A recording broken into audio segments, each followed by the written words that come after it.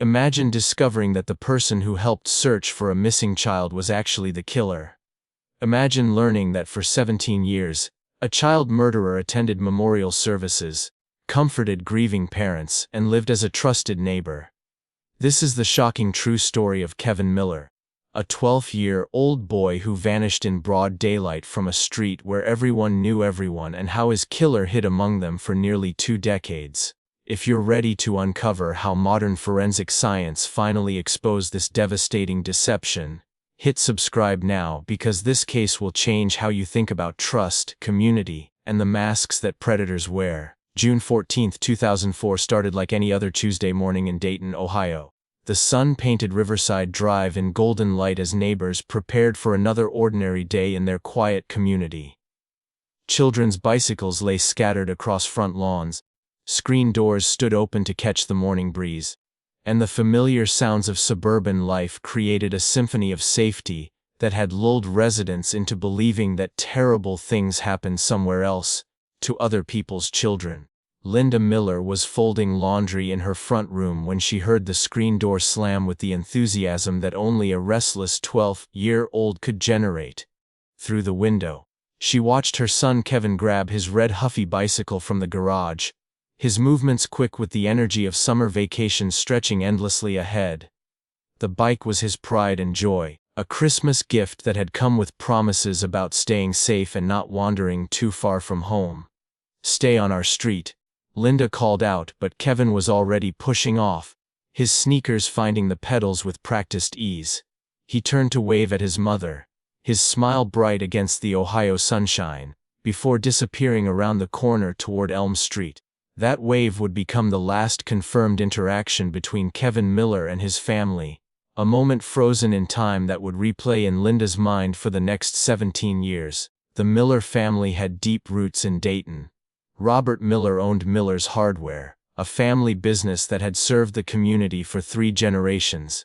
Customers didn't just buy nails and paint from Robert, they shared stories about their children, asked for advice about home repairs, and trusted him with house keys when they needed emergency help. The Millers were woven into the fabric of Dayton in ways that made Kevin's disappearance feel not just like a family tragedy, but like an attack on the community's very soul. Kevin was the kind of child that neighbors noticed and remembered. He had his mother's gentle nature and his father's curiosity about how things worked. Teachers described him as thoughtful and kind, always willing to help classmates who struggled with math problems or couldn't reach books on high shelves. He collected baseball cards with the dedication of a serious investor and could recite statistics about players from teams across the country. The red Huffy bicycle that carried Kevin away from his mother's sight that morning represented freedom in the way that only childhood transportation can. Kevin had earned the bike through a combination of good grades, completed chores, and the patient accumulation of birthday money. He maintained it with the same care his father showed for the tools in the hardware store, checking tire pressure and cleaning the chain with a diligence that made Robert proud. Mrs. Dorothy Henderson, 83 years old and sharp as the day she'd moved to Riverside Drive in 1962, was watering her petunias when Kevin pedaled past her house. She would later tell investigators that the boy had waved enthusiastically, calling out, "Good morning, Mrs. Henderson," with the polite manners his parents had instilled. Kevin was heading toward the small cluster of shops that marked the edge of their neighborhood, a destination that should have been routine and safe. The shops on Elm Street catered to the daily needs of local families. Peterson's Market sold penny candy and cold sodas to children with allowance money burning holes in their pockets. The pharmacy filled prescriptions and stocked comic books that kids could read while waiting for their parents. These weren't strangers serving Kevin's community. These were people who had watched him grow up, who knew his preferences and trusted him with small purchases. When Kevin didn't return for lunch, Linda felt the first flutter of maternal concern. Kevin was responsible about mealtimes, especially when Linda was making his favorite grilled cheese sandwiches. By 2:00 p.m., that flutter had become a knot of anxiety that seemed to tighten with each passing minute. Linda called Robert at the hardware store, her voice steady but strained with worry. "Have you seen Kevin?" The question that would echo through their lives for the next 17 years had been spoken for the first time. Robert immediately closed the store and began driving through the neighborhood, checking the park where Kevin sometimes played pickup basketball, the creek where he liked to search for interesting rocks, and the abandoned lot where local children had built an elaborate fort from discarded lumber. The red Huffy was nowhere to be found. Bicycles don't simply vanish, and Kevin wouldn't have abandoned his prized possession voluntarily. By 4:00 p.m., Linda was walking through the neighborhood, knocking on doors with increasing desperation. The Hendersons, the Johnsons, the Clarksons with their twin boys who sometimes played with Kevin. No one had seen him since Mrs. Henderson's morning sighting. The transformation of Riverside Drive from a peaceful suburban street to the epicenter of a missing child investigation happened with shocking speed. By 5:30 p.m., neighbors were gathering on the Millers' front lawn, their conversations hushed but urgent. People who had been planning barbecues and evening walks were instead organizing search teams and calling relatives to help look for a boy who had simply vanished from the safest place they knew. Sheriff Michael Crawford received the call about Kevin's disappearance at his office, but he was already familiar with the Miller family through the kind of positive interactions that small-town law enforcement cherishes.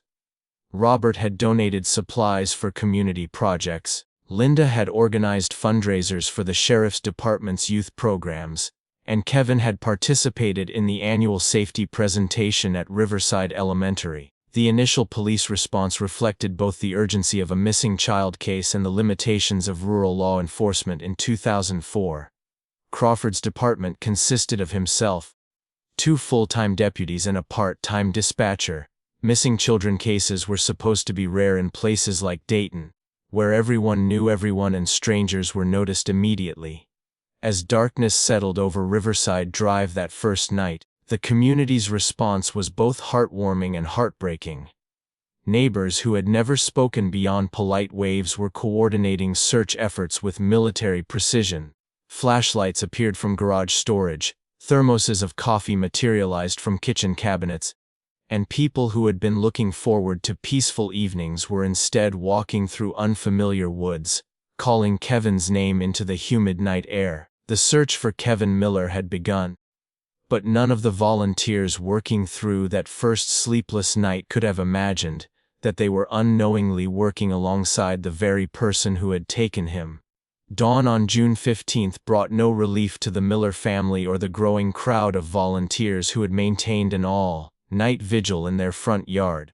The morning light that should have revealed Kevin pedaling home instead illuminated the stark reality that a 12-year-old boy had vanished from one of the safest communities in Montgomery County. Margaret Foster, who had organized church potlucks and school fundraisers for 2 decades, arrived at 600 am with thermoses of coffee and the kind of organizational skills that emergency situations demand. She transformed the Millers' front porch into a command center, complete with clipboards, maps and sign-in sheets that would become crucial evidence in the investigation that followed. The volunteer response was unprecedented in Dayton's history. By 800 am, over 100 people had gathered to join the search effort. Teachers from Riverside Elementary arrived despite it being summer vacation. Customers from Miller's Hardware closed their own businesses to help their neighbor. Teenagers who barely knew Kevin volunteered because the idea of a missing child terrified every parent in their extended families. Sheriff Crawford found himself managing not just a missing person investigation but a community crisis that threatened to overwhelm his limited resources. The FB had been notified, but federal involvement in local cases required specific criteria that Kevin's disappearance didn't yet meet. The State Bureau of Investigation was providing consultation, but actual resources remained limited to what Montgomery County could provide. The search strategy evolved throughout that first day as volunteers covered increasingly wider areas around Riverside Drive. Teams of 4 moved through assigned grids, each group equipped with one of the department's limited radio units.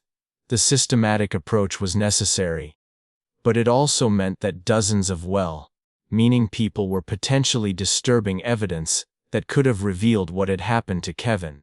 Daniel Harper arrived at the Volunteer Coordination Center before 700 am, dressed in work clothes and carrying equipment that demonstrated his familiarity with outdoor search techniques. As Montgomery County's parks maintenance supervisor, Harper possessed intimate knowledge of the local terrain that made him invaluable to the search effort. He knew every trail, every abandoned building, and every hiding spot that might attract a curious child or conceal evidence of foul play. Harper's enthusiasm for the search was immediately apparent to other volunteers. He worked longer hours than anyone else, organized teams with military precision, and seemed to possess an emotional investment in finding Kevin that impressed even the grieving parents. Linda Miller would later recall how Harper had approached her that first morning, placing a gentle hand on her shoulder and promising that they would find her son.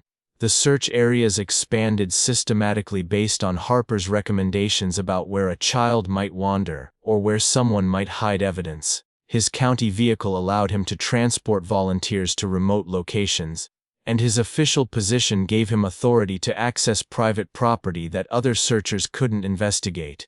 Harper seemed to be everywhere at once, coordinating teams, suggesting new areas to explore, and providing the kind of leadership that desperate situations require. By the second day, the search had grown to include over 200 volunteers from across Montgomery County and beyond. Local media coverage had attracted attention from neighboring communities, and people were driving hours to join the effort. The Dayton Daily News published Kevin's photograph on the front page, accompanied by detailed descriptions of his clothing and the red Huffy bicycle that remained missing along with the boy. The psychological toll on the Miller family was becoming evident to everyone involved in the search. Linda had stopped sleeping in any meaningful way, sustained by nothing but coffee and the desperate hope that the next radio transmission would bring news of Kevin's discovery. Robert alternated between obsessive participation in search teams and periods of emotional paralysis that worried the volunteers who had known him for years. Harper seemed to understand the family's emotional needs in ways that impressed other volunteers. He made sure that Linda received regular updates about search progress, brought food when she forgot to eat, and provided the kind of steady presence that people in crisis often need. His knowledge of search and rescue techniques, combined with his apparent compassion, made him someone that both the family and other volunteers looked to for guidance. The search effort revealed both the strengths and limitations of community response to crisis. Volunteers brought dedication and local knowledge that professional searchers couldn't match, but they also brought conflicting theories, emotional intensity, and the kind of chaos that can complicate official investigations. Sheriff Crawford found himself managing not just the search for Kevin but the community's need to feel useful during an impossible situation. Specialized search teams arrived on the third day, bringing trained dogs and technical equipment that the local effort had lacked. The canine units picked up Kevin's scent at several locations around Elm Street, but the trails seemed to disappear near the road, suggesting that he might have gotten into a vehicle. This development shifted the investigation from a missing child case to a potential abduction, escalating the law enforcement response significantly. Harper's reaction to the canine evidence was particularly noteworthy to investigators who would later review witness statements. He seemed unsurprised by the dog's findings and immediately began suggesting areas where vehicles might have taken Kevin, demonstrating what seemed like helpful insight, but could also have been interpreted as suspicious knowledge. The first week of searching concluded without finding any trace of Kevin or his bicycle. Despite the efforts of hundreds of volunteers who had covered thousands of acres of Montgomery County terrain, the community's initial optimism was beginning to give way to a more sobering reality: Kevin Miller might not be coming home. The technological limitations of small-town law enforcement in 2004 became starkly apparent as the Kevin Miller investigation expanded beyond the initial search phase. Sheriff Crawford's department operated with equipment and resources that were adequate for routine police work, but woefully insufficient for a complex missing child case that was attracting state and federal attention. The evidence processing capabilities available to Montgomery County consisted of a single digital camera, basic fingerprinting supplies, and access to state laboratory services that were already backlogged with cases from urban areas where violent crime was more common.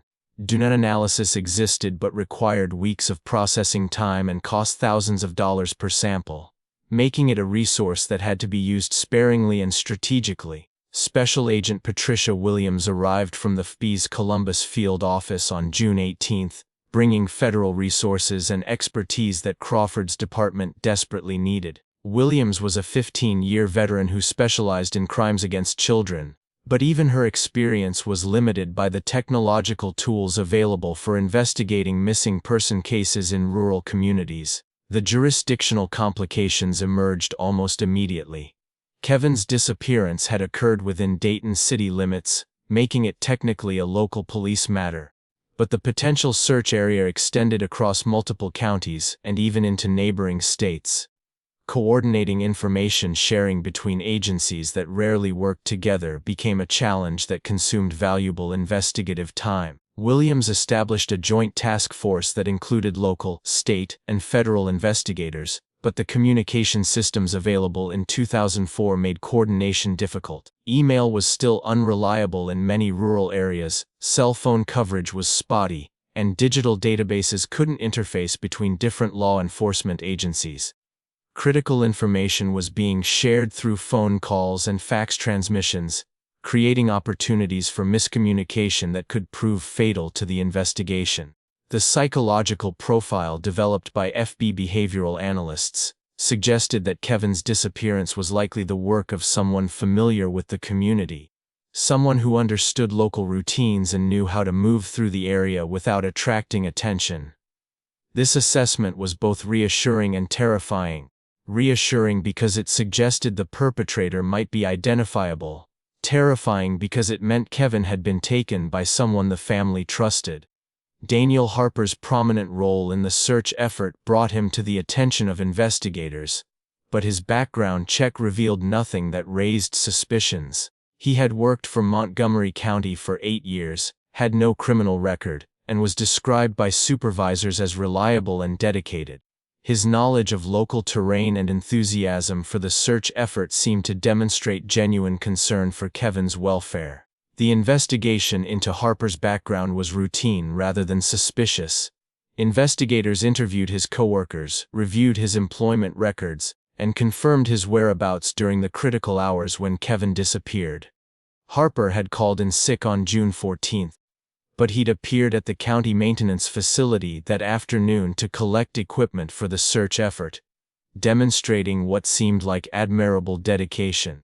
The technology available for analyzing physical evidence in 2004 was primitive compared to what would become available just a few years later.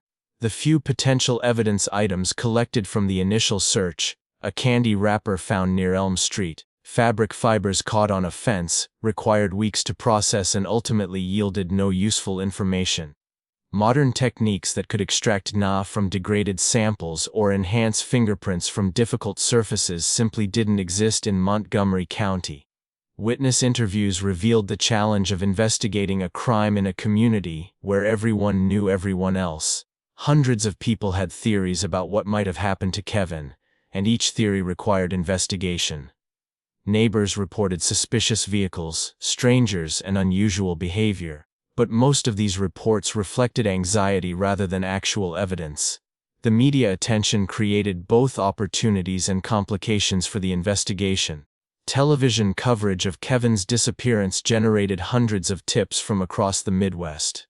But most of these reports involved mistaken sightings or people seeking attention. Each tip required follow-up, pulling investigative resources away from more promising leads.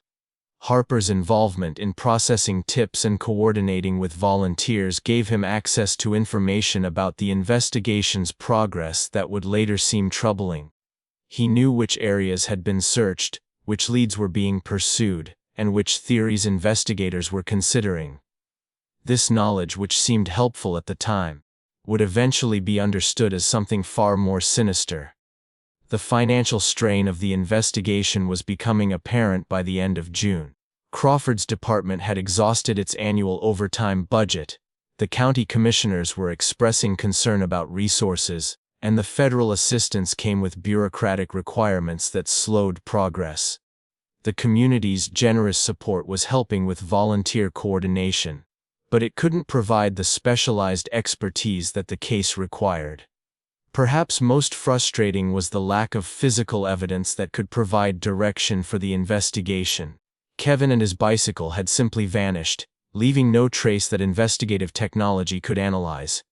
The absence of evidence became evidence itself, suggesting that whoever had taken Kevin possessed the knowledge and capability to avoid detection by the limited investigative tools available in 2004. As summer progressed, the investigation began to take on the characteristics of a cold case even while it remained active. Leads were followed to dead ends. Potential suspects were eliminated through alibi verification, and the community's initial optimism gave way to the grim recognition that Kevin might never be found. The Miller house on Riverside Drive became a monument to interrupted life within weeks of Kevin's disappearance.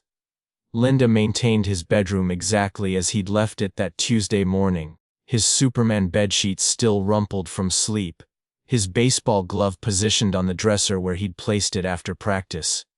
The room became both a shrine and a torture chamber, preserving hope while broadcasting the reality that Kevin wasn't coming home for dinner. Linda's transformation was visible to everyone who knew her. The woman who had organized school fundraisers and coordinated neighborhood social events became a ghost haunting her own life. She stopped sleeping in any meaningful way, existing in a state of hypervigilance that made every phone ring feel like an electric shock. Neighbors would find her standing at the front window at 300 am, watching the street where Kevin had last been seen. Robert's response was characteristically different but equally devastating. He threw himself into expanding the hardware store with manic energy, working 16-hour days that exhausted his body enough to occasionally allow sleep. Customers noticed that his usual friendly conversations had been replaced by mechanical efficiency, as if personal interactions reminded him too painfully of the son who would never take over the family business. The marriage that had weathered the normal challenges of raising a child and running a business found itself tested by grief that had no resolution. Linda needed to preserve Kevin's memory in every detail, while Robert needed action and forward movement to survive each day. They sat at their kitchen table surrounded by FBI agents and volunteers, yet felt utterly alone in their individual ways of processing unimaginable loss. The community's response evolved from immediate crisis mode to something more sustainable but equally painful. The initial surge of volunteer searchers gave way to organized efforts that could be maintained over time. Margaret Foster coordinated weekly search parties that combed new areas suggested by tips or investigative developments. Tom Bradley organized fundraising efforts to support the search and investigation costs that were straining local resources. Daniel Harper remained a constant presence throughout this transition, his dedication to finding Kevin never wavering even as other volunteers gradually returned to their normal routines. He organized search schedules, maintained equipment, and provided emotional support to the Miller family with a consistency that impressed everyone involved. Harper seemed to understand that this wasn't a short-term crisis but a long-term commitment that required sustained effort. The psychological toll extended far beyond the Miller family to encompass every parent in Dayton. Children who had previously rode bicycles freely through the neighborhood were now supervised constantly. Sleepovers were canceled, walking to friends' houses became unthinkable, and the simple pleasures of small-town childhood disappeared behind walls of adult fear and supervision. Riverside Elementary School brought in counselors when classes resumed in September. But how do you explain to children that one of their classmates simply vanished? Kevin's empty desk became a daily reminder that safety was an illusion, that terrible things could happen to people they knew and loved. Teachers struggled to maintain normal routines while addressing questions that had no good answers. The media attention gradually shifted from intensive coverage to periodic updates. But the Miller family found themselves trapped in a cycle of hope and disappointment with each new story. Reporters would call seeking updates on the investigation, forcing Linda and Robert to relive their trauma while discussing developments that usually led nowhere. The attention was both appreciated and unbearable, keeping Kevin's story alive while preventing the family from processing their grief privately. Harper's role in managing media relations was particularly noteworthy. He seemed to understand how to interact with reporters in ways that kept attention focused on finding Kevin rather than sensationalizing the family's suffering. His professional demeanor and articulate explanations of search efforts made him a natural spokesman for the volunteer effort, a role he embraced with apparent sincerity. The financial impact of the investigation created additional stress for the Miller family. Robert's obsessive work habits were generating income, but Linda's inability to return to her part-time job at the library meant reduced household earnings at a time when expenses related to the search were mounting. The community's generous donations helped, but pride made it difficult for the Millers to accept charity for what felt like a personal tragedy.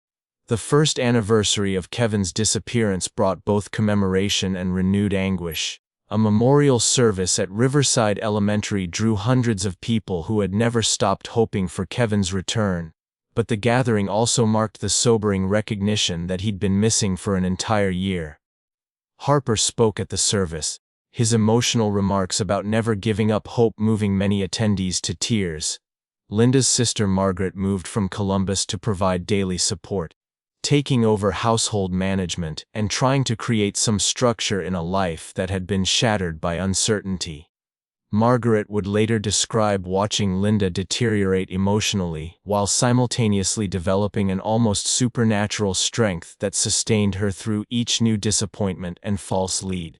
The investigation that had once consumed hundreds of volunteers was now managed by a core group of dedicated individuals who understood that finding Kevin had become a marathon rather than a sprint. Harper's leadership in organizing these long-term efforts demonstrated a commitment that went far beyond normal community service, though his motivations were understood as compassion rather than the dark truth that would eventually be revealed. As 2004 ended without resolution, the community was learning to live with the permanent wound of Kevin's absence, not knowing that his killer was among those who gathered every week to plan new searches and offer comfort to his grieving parents. By 2010, Kevin Miller's disappearance had settled into the painful routine of a cold case that refuses to die but offers no new hope.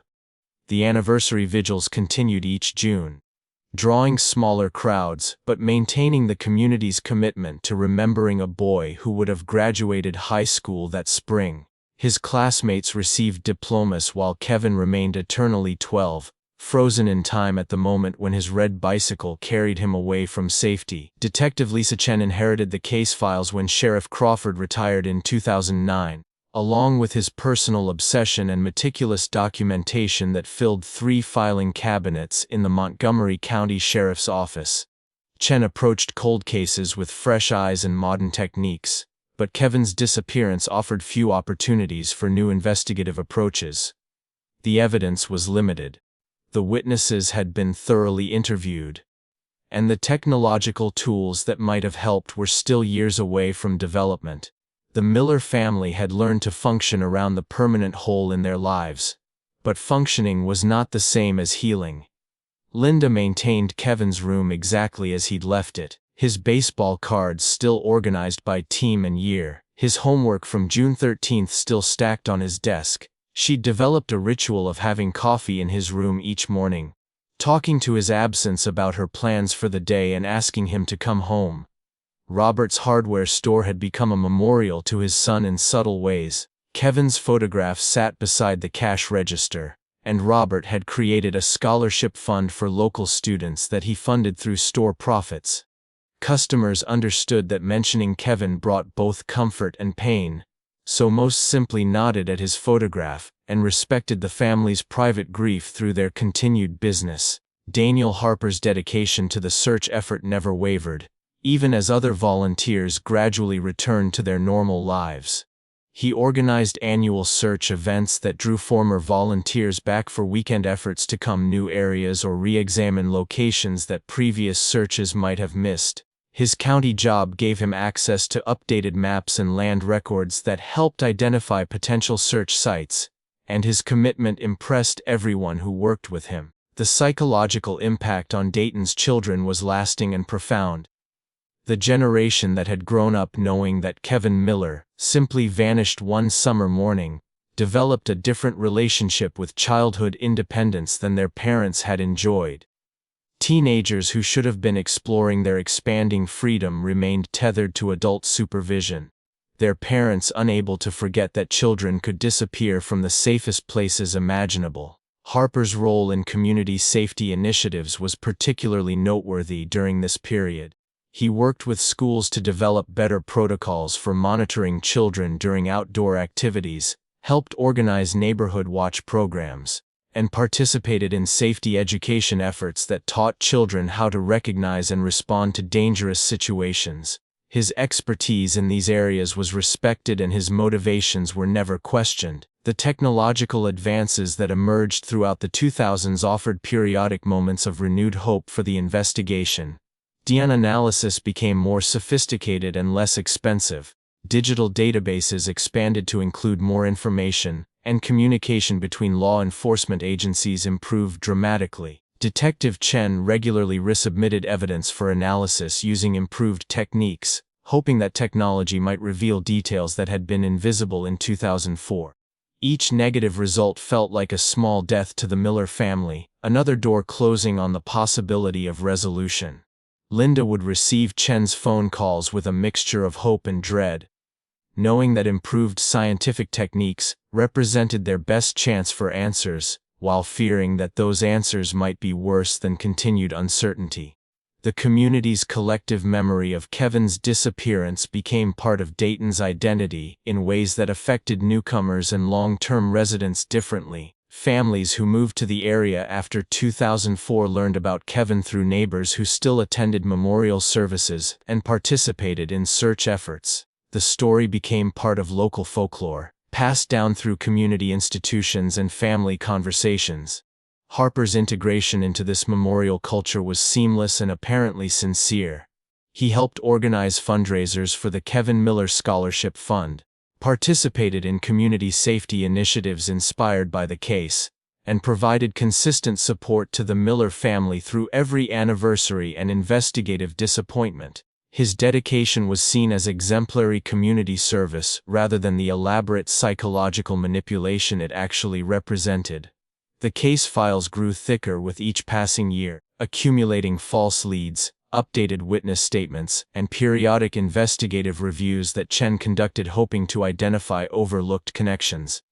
The Miller family's cooperation with these efforts was complete and heartbreaking, their willingness to relive their trauma for any possibility of progress demonstrating a strength that amazed everyone involved in the investigation. As Kevin's case entered its second decade without resolution, the community had learned to live with permanent uncertainty while maintaining hope that seemed increasingly fragile but absolutely necessary for psychological survival. March 23, 2021 began as a routine construction day for the crew breaking ground on Montgomery County's new water treatment facility. The wooded area 3 miles east of downtown Dayton had been selected precisely because it appeared untouched by human activity. A 12-acre parcel of oak and maple trees that the county had acquired through eminent domain with minimal community objection. Nobody anticipated that this ordinary Tuesday would reopen the most infamous cold case in Dayton's history. Foreman Jake Richardson was operating the excavator when the bucket struck something that produced the wrong sound, too sharp and sustained for roots or rocks, too metallic for anything that belonged in Ohio soil. Richardson shut down the machine and climbed down to investigate, expecting to find old farm equipment or construction debris from decades past. Instead, partially exposed in the dark earth, lay the rusted frame of a child's bicycle. The red paint was still visible beneath patches of corrosion that told the story of 17 years buried beneath falling leaves and growing roots. Richardson had lived in Dayton long enough to know exactly what he was looking at. This wasn't just any child's bicycle. This was the red Huffy that had carried Kevin Miller away from his mother's site on June 14, 2004. the bike that hundreds of volunteers had searched for without success. Richardson immediately called the Montgomery County Sheriff's Office, his voice steady despite the growing certainty that he'd found something connected to Kevin Miller. The discovery protocol that followed was textbook perfect, thanks to lessons learned from countless crime scenes over the past 2 decades.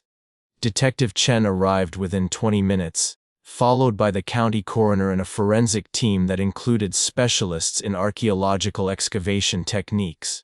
The site was secured with yellow tape that fluttered in the March wind like a boundary between the present and the past.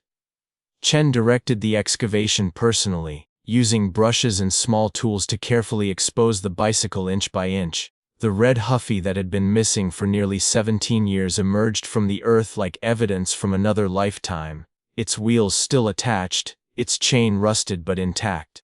The human remains were discovered 18 inches below the bicycle, carefully buried in what the forensic anthropologist described as a deliberate grave. The positioning suggested respect rather than hasty disposal, a detail that would haunt investigators as they processed the scene over the following days. Small bones, fragmented by time and earth but still clearly belonging to a child, were photographed in place before being carefully removed for laboratory analysis. Dr. Amanda Torres, the state medical examiner, arrived that evening to oversee the recovery process. Her experience with child victims had taught her to approach such scenes with clinical detachment. But something about finding Kevin Miller after so many years of uncertainty affected even her professional composure. The remains were incomplete, scattered by natural processes and small animals, but sufficient for identification through dental records that had been waiting in evidence files since 2004. The dental confirmation came 3 days later, delivered to Detective Chen in a phone call that she would remember for the rest of her career. Dr. Patricia Walsh, the forensic odontologist, spoke with the kind of careful precision that medical professionals use when delivering life-changing news. The dental remains are consistent with Kevin Robert Miller, reported missing June 14, 2004. We have positive identification on 6 comparison points. There's no doubt. Chen's next call was to the Miller family, a conversation for which no training could have prepared her. Linda answered on the second ring, her voice still carrying the hypervigilance that had defined her existence for 17 years. Mrs. Miller, this is Detective Chen from the sheriff's office. We need you and Robert to come in. We found Kevin. The silence that followed lasted only seconds but felt eternal, filled with the weight of hope and dread finally colliding after nearly 2 decades of uncertainty. The scene processing continued for 6 days, expanding outward from the initial discovery site in careful grids. Fragments of clothing were recovered along with personal items that painted a heartbreaking picture of interrupted childhood. A plastic action figure, weathered but recognizable as Superman, lay near the remains like a talisman that had failed in its protective duty. A digital watch, its display long since dark, still encircled a small wrist bone with a band that had somehow survived 17 Ohio winters. The location itself raised immediate questions that would drive the renewed investigation. The wooded area was accessible by a dirt road that connected to County Route 48, but hidden enough to require local knowledge. Whoever had brought Kevin here had known the terrain, understood its seclusion, and possessed the physical capability to carry both a child and a bicycle deep enough into the woods to avoid casual discovery. The grave's careful construction suggested time, planning, and a familiarity with the area that pointed toward someone who belonged to the community rather than a stranger passing through. The forensic anthropologist's preliminary analysis indicated that Kevin had been buried shortly after his disappearance, meaning his killer had selected and prepared this location with disturbing forethought. Daniel Harper arrived at the discovery site on March 24, drawn by the same community concern that had motivated his 17 years of search efforts. His reaction to the news that Kevin had been found was appropriate and emotional, the kind of response that would be expected from someone who had dedicated so much effort to the search. He comforted other volunteers, offered assistance to investigators, and expressed the same mixture of relief and grief that characterized the community's response. The renewed investigation began immediately, with Detective Chen coordinating resources that hadn't been available in 2004. Modern forensic techniques could extract information from evidence that had been considered useless 17 years earlier. DNA analysis could now identify genetic material from samples smaller than a grain of rice. Digital databases contained millions of records that could be cross-referenced in minutes rather than months. The discovery of Kevin Miller's remains transformed a cold case into an active homicide investigation that would consume the Montgomery County Sheriff's Office with an intensity that nobody had anticipated. Within hours of the dental confirmation, Chen found herself coordinating with federal agents, forensic specialists, and district attorneys who understood that solving a 17-year-old child murder would require resources and expertise that extended far beyond local capabilities. The forensic re-examination of evidence collected in 2004 began with items that had been stored in climate-controlled conditions, preserved with a care that now seemed prophetic.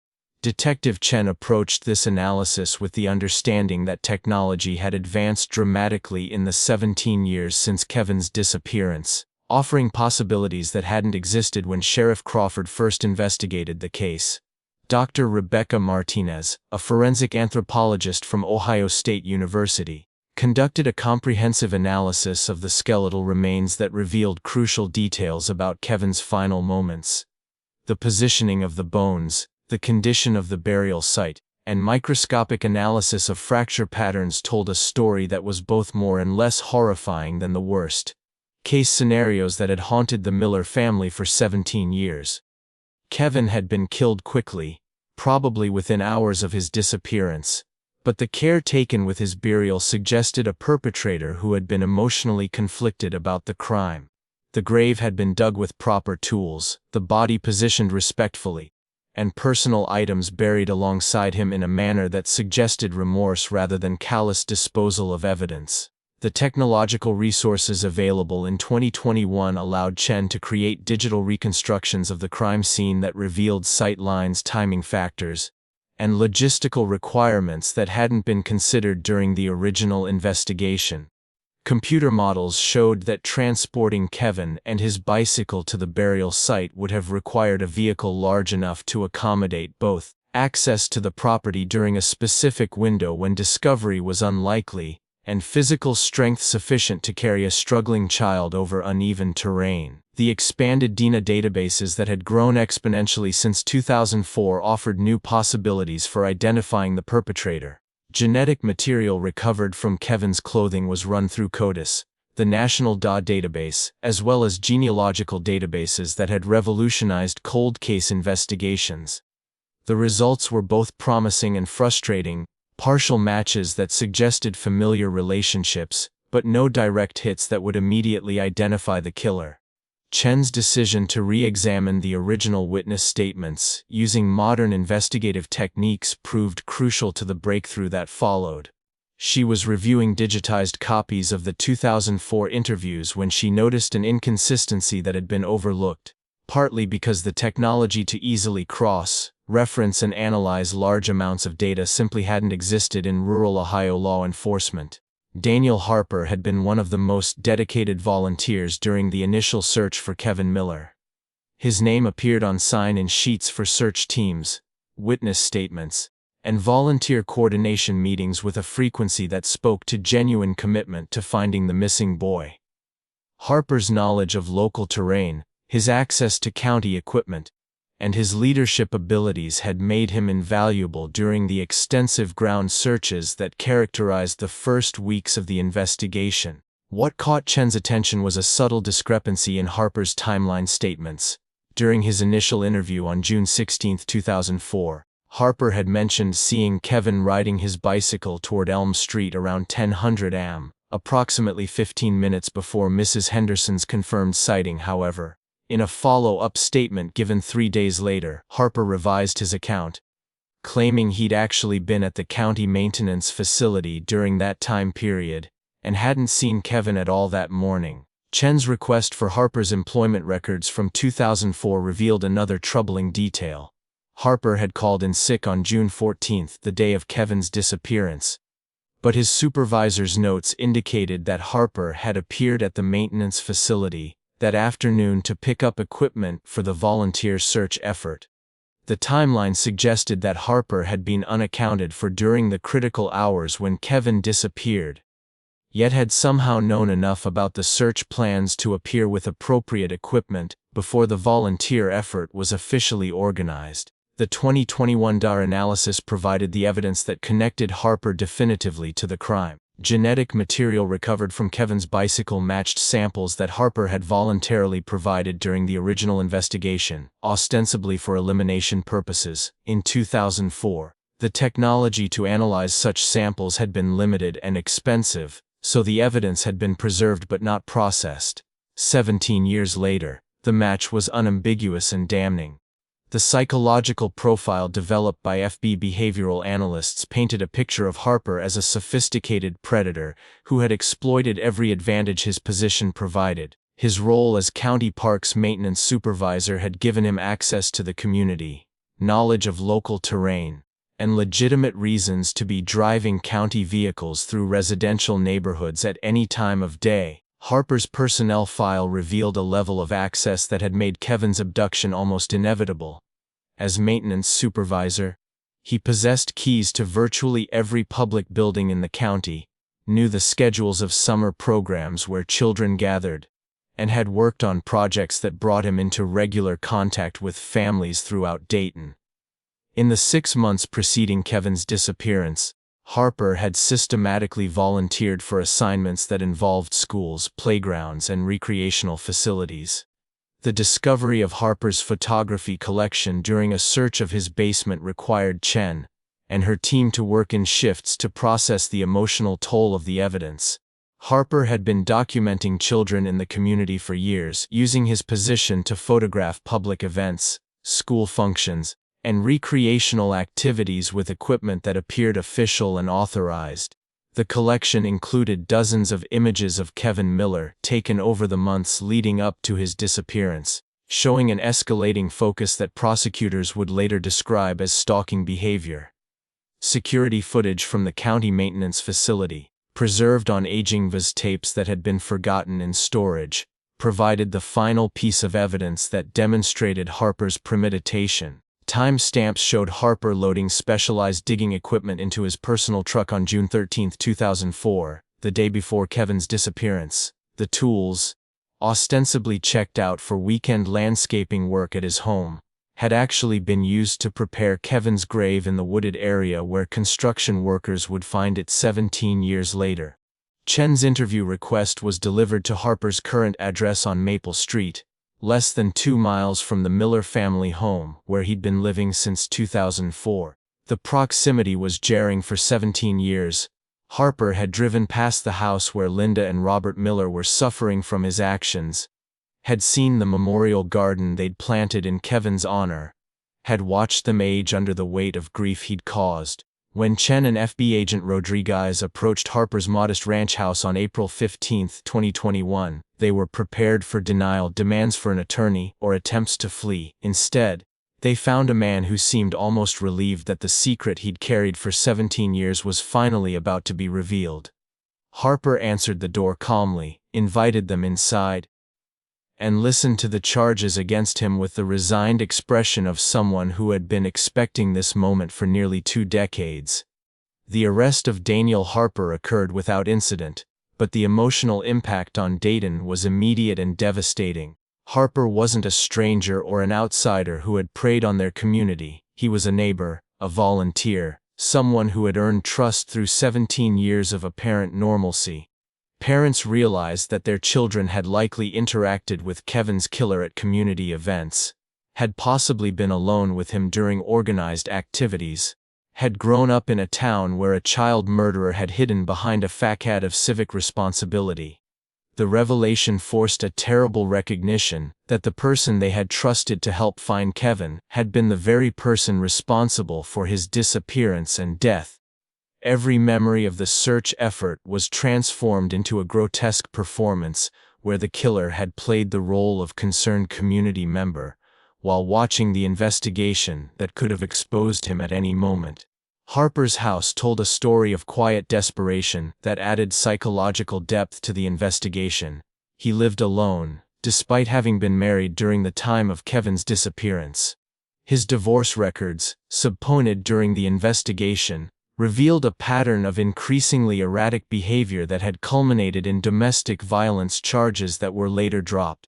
His ex-wife Margaret's statement, given under immunity, described a man who had become obsessed with the Miller case, who watched news coverage compulsively and attended every public meeting related to the investigation. Perhaps most disturbing was Harper's continued involvement in the community's efforts to memorialize Kevin. He had contributed to the scholarship fund established in Kevin's name, had participated in annual memorial walks, and had even helped organize the volunteer search effort that resumed briefly in 2010 when a psychic claimed to have information about the case. His presence at these events represented a level of psychological manipulation that extended far beyond the original crime. The psychological evaluation conducted by Dr. Sarah Williams, a forensic psychiatrist specializing in predatory behavior, revealed Harper's sophisticated understanding of how small communities function. He had cultivated relationships with key figures in local institutions, presenting himself as reliable and community-minded while gathering intelligence about family routines, children's activities, and the social networks that define Dayton's tight-knit character. Harper's detailed journals, written in a code that FBI analysts eventually deciphered, revealed his ongoing psychological torture of the Miller family. The entries described his satisfaction at watching their suffering during memorial services he attended, his amusement at participating in search efforts he knew were futile, and his detailed observations of how grief had transformed Linda and Robert over the years. Harper hadn't just killed their son, he had spent 17 years feeding on their anguish. The trial of Daniel Harper began on October 3, 2022. In a courtroom that had been expanded to accommodate unprecedented community interest. Judge Patricia Morrison presided over proceedings that represented not just the prosecution of a child killer, but the community's attempt to process collective trauma that had been festering since 2004. District Attorney Michael Stevens built his case methodically, presenting evidence that painted Harper as a predator who had exploited every advantage his position provided, while manipulating the very people who trusted him to protect their children.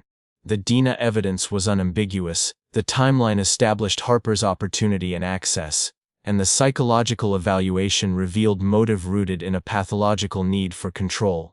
Linda Miller's victim impact statement became the emotional centerpiece of the trial, delivered with a strength that seemed impossible after everything she had endured. Standing before Harper for the first time since his arrest, she spoke about 17 years of wondering if her son was alive somewhere, hoping he might return, and the devastating relief of finally knowing his fate. "You didn't just kill my son," Linda said, her voice steady but filled with pain that had been accumulating for nearly 2 decades. "You stole 17 years of our lives. You watched us grieve, you comforted us at memorial services, you helped us search for the child you had murdered. You turned our love for Kevin into a weapon against us, making us unknowing participants in your sick game."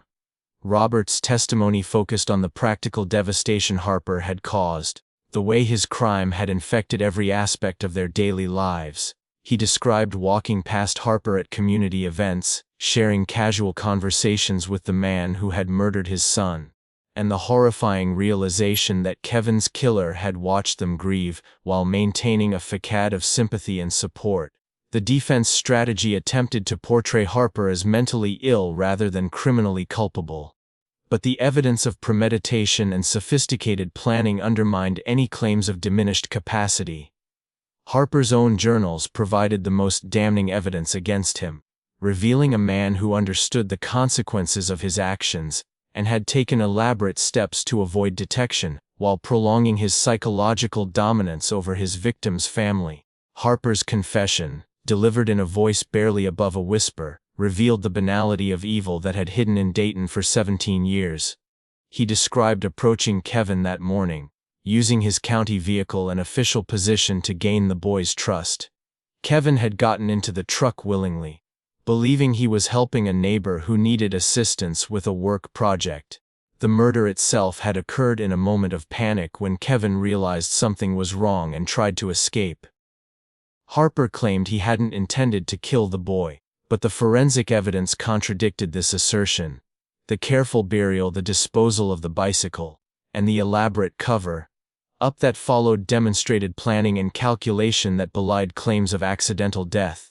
The guilty verdict was delivered after less than 4 hours of deliberation, but the sentencing phase revealed the complexity of achieving justice in a case where the crime extended far beyond murder to encompass years of ongoing psychological abuse. Judge Morrison sentenced Harper to life in prison without possibility of parole, but acknowledged that no legal remedy could address the full scope of damage he had caused. The months following Harper's conviction were marked by a reckoning that forced Dayton to confront uncomfortable questions about how predators exploit institutional trust and community goodwill. The county implemented new background check procedures, restructured oversight of employees who work with children, and established protocols for recognizing and reporting suspicious behavior that might have identified Harper's escalating dangerous patterns before they culminated in murder. For the Miller family, Harper's conviction provided closure but not peace. Kevin would never come home, never graduate high school, never give them grandchildren or the ordinary milestones that define family life. Linda found unexpected comfort in visiting the wooded area where Kevin was found, transforming the burial site from a crime scene into a place of memory where she could finally grieve her son's death rather than his disappearance. Robert channeled his need for action into advocacy work, speaking at conferences about missing children and community safety while lobbying for legislation that would improve coordination between law enforcement agencies in rural areas. The hardware store became a memorial to Kevin's memory, with proceeds supporting search and rescue organizations that help other families avoid the 17 years of uncertainty the Millers had endured.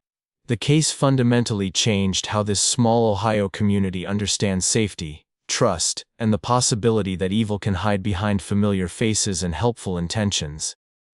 Children who had grown up knowing about Kevin Miller's disappearance were now adults with children of their own.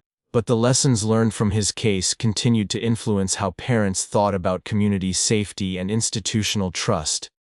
Detective Chen, whose investigation had finally brought justice to the Miller family, reflected on how the case demonstrated both the power and limitations of modern forensic science. The technology that solved Kevin's murder in 2021 had existed in primitive form in 2004, but the resources and expertise to use it effectively hadn't been available in rural communities like Dayton. The Kevin Miller case became a landmark example of how cold cases can be solved through persistent investigation, advancing technology, and the kind of community support that never stops believing justice is possible. His story proves that time doesn't erase truth, but sometimes it takes decades for evidence and justice to finally converge in a way that brings closure to those who refuse to stop hoping. If you followed this investigation from Kevin's disappearance to Harper's conviction, you understand how ordinary places can harbor extraordinary secrets and how justice, when it finally arrives, brings both relief and the sobering recognition that some wounds never fully heal. For other families still searching for answers in cases that have gone cold, Kevin Miller's story demonstrates that dedication, advancing science, and unwavering hope can eventually overcome even the most sophisticated deceptions. Kevin Miller would have been 30 years old in 2022 when his killer was finally sentenced. He remains forever 12 in the hearts of those who loved him, but his legacy lives on in the safety measures, investigative improvements, and community awareness that emerged from the tragedy of his loss. Justice came slowly to Dayton, Ohio, but it came completely, proving that evil can hide but cannot escape the persistent pursuit of truth.